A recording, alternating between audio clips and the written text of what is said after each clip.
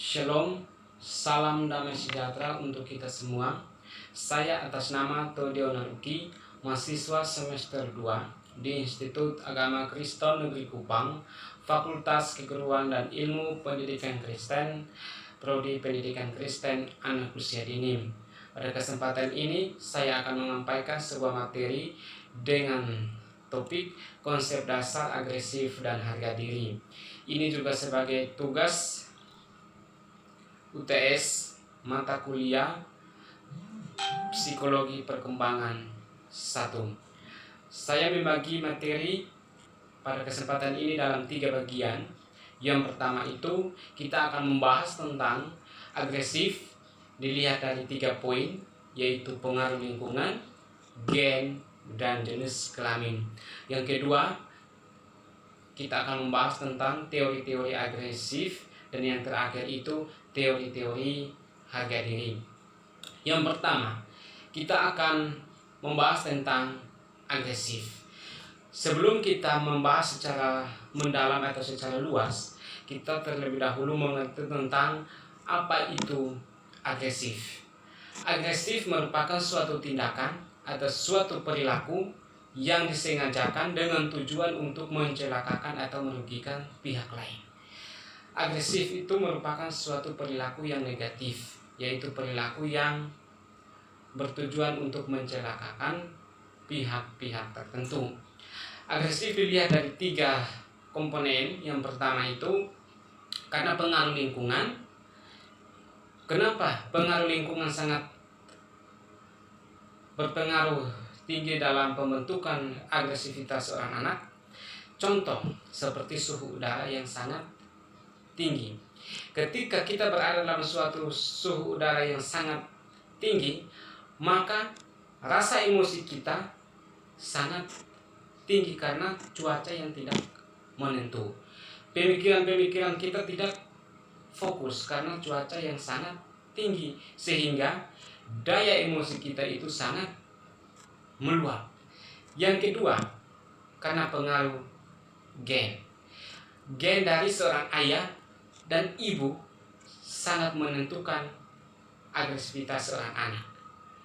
Ketika ayahnya atau ibunya suka marah-marah atau ayahnya suka berkelahi, maka anak otomatis akan mengikuti sifat seorang ayah atau seorang ibu karena bawaan dari sejak ia lahir. Yang ketiga, jenis kelamin. Jenis kelamin kita ketahui bahwa sifat seorang anak laki-laki agresif dia itu sangat tinggi dibandingkan dengan seorang anak perempuan. Rasa emosi seorang anak laki-laki itu sangat tinggi daripada sifat anak perempuan. Yang kedua, kita akan membahas tentang teori-teori perilaku agresif. Yang pertama itu teori instinktif. Teori instinktif menurut seorang ahli bernama Baron, dia mengatakan bahwa teori instinktif itu teori bawaan.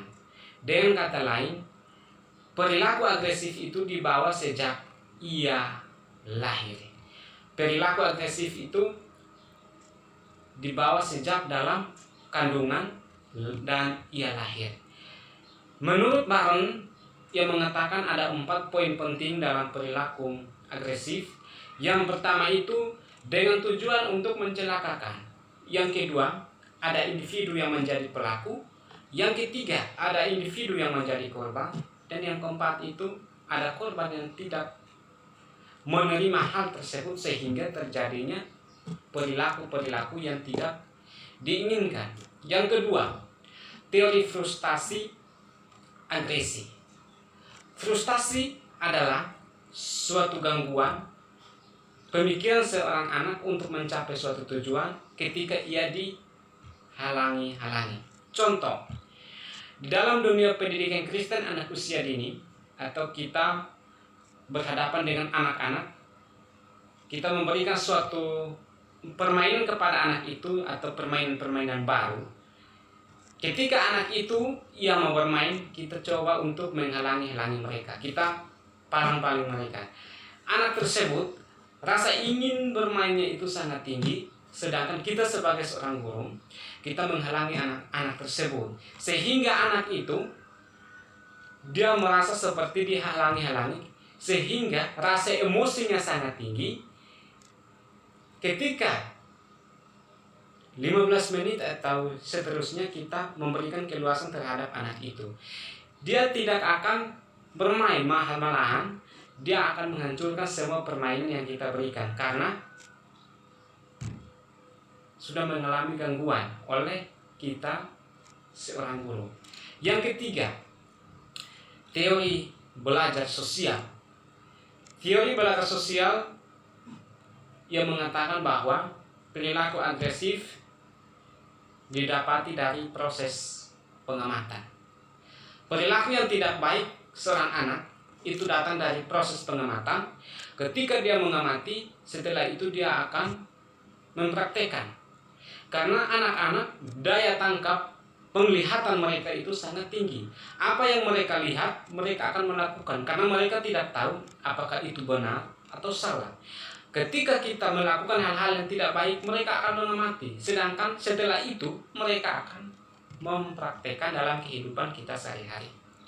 Dan yang terakhir, saya akan membagikan terhadap kita sebuah teori yang terakhir, yaitu teori-teori tentang harga diri. Ada seorang ahli bernama Baron, ia berpendapat bahwa harga diri merupakan suatu evaluasi diri. Harga diri yang mengatakan bahwa sebagai patokan dalam kehidupan kita sehari-hari. Orang itu akan dihargai, orang itu akan dipakai ketika harga dirinya bagus. Tapi ketika harga dirinya tidak dominan dalam masyarakat, maka otomatis dia tidak akan dipakai dalam kehidupan sehari-hari atau dalam berbagai kegiatan dalam masyarakat. Yang kedua, ada satu ahli bernama Minsintin. Ia berpendapat bahwa harga diri merupakan pengenalan jati diri. Ia mengatakan bahwa harga diri merupakan jati diri kita. Ketika harga diri kita tidak bagus, ketika harga diri kita menurun, maka jati diri kita akan negatif di mata orang lain. Walaupun di mata kita sendiri kita mengatakan bahwa kita orangnya bagus, tetapi penilaian orang lain, ia berpendapat bahwa harga diri kita atau jati diri kita belum tentu baik.